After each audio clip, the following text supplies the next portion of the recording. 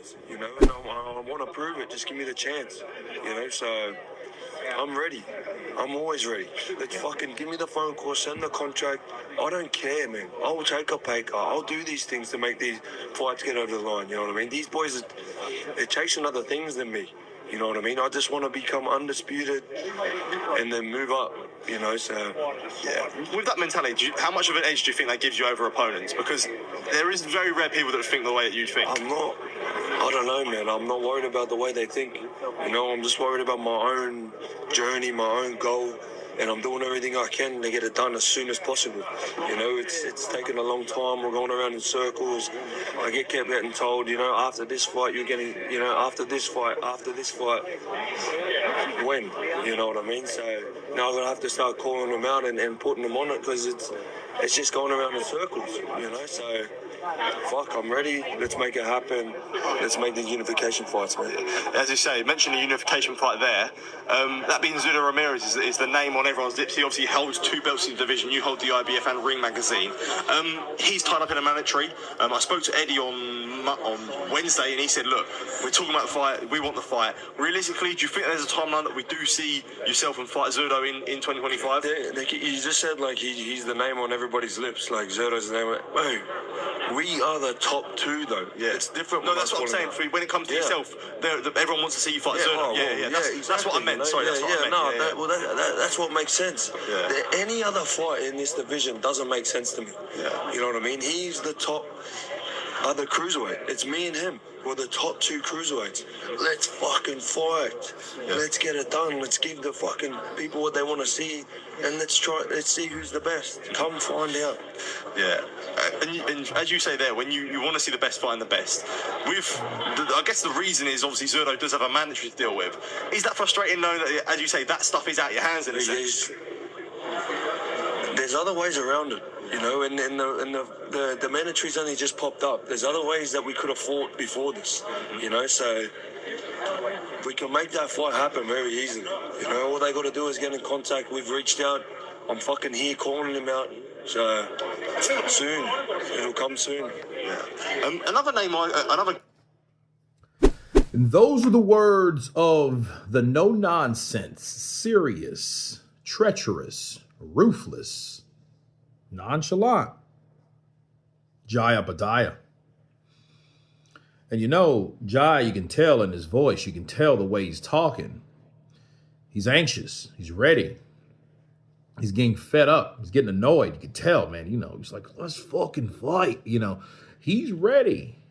This dude, you know, I seen him fight Anika last time. Bro, I had a great time. Like, it was like 9 in the morning, you know.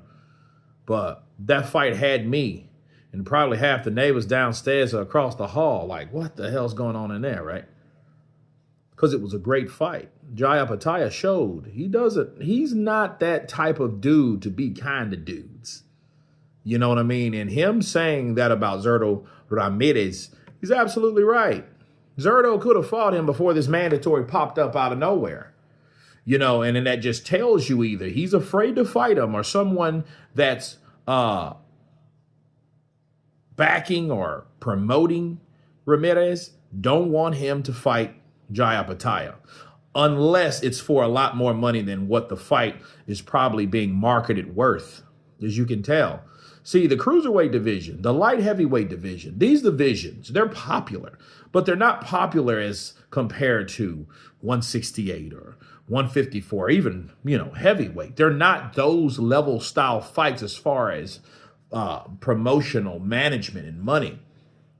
See, the only person that's coming by and giving us Bivol versus Beterbiev is Turki Al-Sheikh. He is the only one. He's the savior of these weight classes that people don't really watch regularly.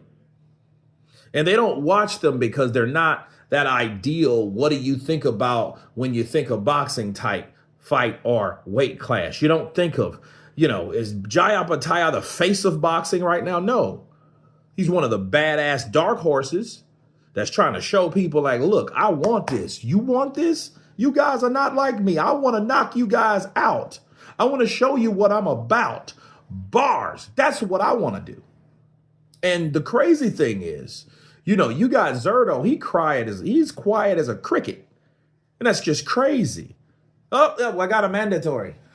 Like, dude, you know, like Jai Opetaia said, there was ways around it. And what he was really saying without talking a lot, because you could tell he's not a talking, but you could tell because he's not a talker and he's talking, he's annoyed.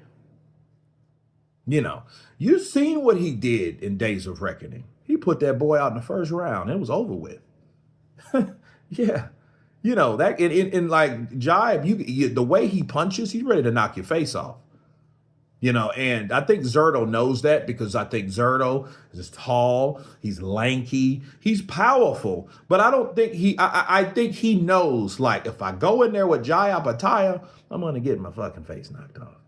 And I think his handlers know that. And I think they don't want to take the risk of Zurdo fighting him, especially coming to that weight class and establishing himself, you know, as a champion. You know, I think they don't want that to be seen because they don't know and they don't want to see that reality yet.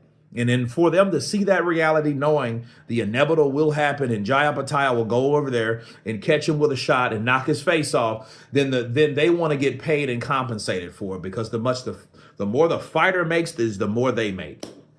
You know what I mean? And I think when you hear that that statement or that comment, oh, the fight gotta make sense type shit, that means exactly that.